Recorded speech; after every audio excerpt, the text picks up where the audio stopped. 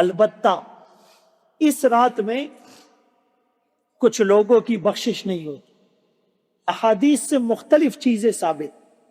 ایک جو مشرک ہوگا اس کی اس رات بھی بخشش نہیں ہوگی، حالانکہ یہ بخشش کی رات ہے. اللہ خود آسمان دنیا پر آ کر حل میں مستغفرین کا اعلان فرما رہے ہیں، لیکن مشرک کی مغفرت نہیں ہو. ایک ہوتا ہے شرک فی العلم، کہ اللہ کے ساتھ علم میں کسی غیر اللہ کو شریک کرے. ایک ہوتا ہے شرک فی العبادت، عبادت میں اللہ کے ساتھ کسی کو شریک کرنا. ایک ہوتا ہے شرک فی التصرف، کہ یعنی خدائی اختیارات کسی غیر کے لیے ثابت کرنا. تو کسی طرح کے شرک میں بھی جو مبتلا ہوگا اس کی بخشش اس رات بھی نہیں ہو. دوسری بات، والدین کا جو نافرمان ہو اس کی بخشش بھی نہیں ہو. تیسرا، مدمن خمر، ہر وقت کثرت سے شراب پینے والا، اس کی بخشش بھی نہیں ہو. چوتھا، کسی انسان کو ناحق قتل کرنے والا، اس کی بخشش بھی نہیں ہو. اور پانچواں ایک جگہ پر کہا زنا کرنے والا، اس کی بخشش بھی نہیں ہو. چھٹا ایک جگہ فرمایا شلوار ٹخنوں سے نیچے لٹکانے والا، اس کی بخشش بھی نہیں ہوگی. اور ساتواں، جس کے دل میں مسلمان کے لیے حسد اور بغض ہو. آٹھواں، جو رشتہ داریوں کو ختم کرنے والا ہو. یہ دو چیزیں آج کے معاشرے پر بہت زیادہ فٹ آتی ہے.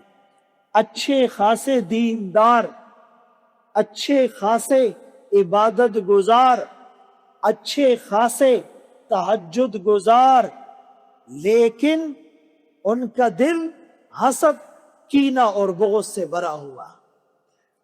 رشتہ دار ان سے ناراض اور نالاں ہیں.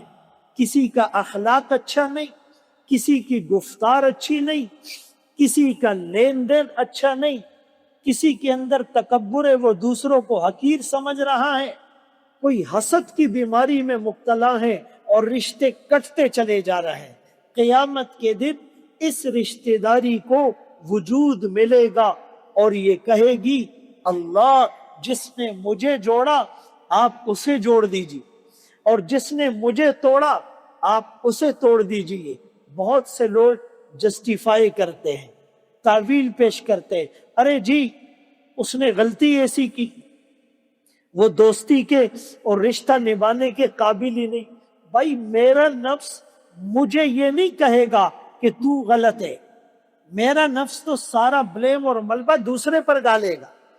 اپنی غلطی پر وکیل صفائی بن کر صفائیاں پیش کرتے ہیں اور دوسری کی غلطی پر جج بن کر فیصلہ صادر کر دیتے ہیں. ان انگلیوں کو اگر اپنے عیوب کے گننے میں لگا دے تو یہ دوسرے پر نہیں اٹھیں گی.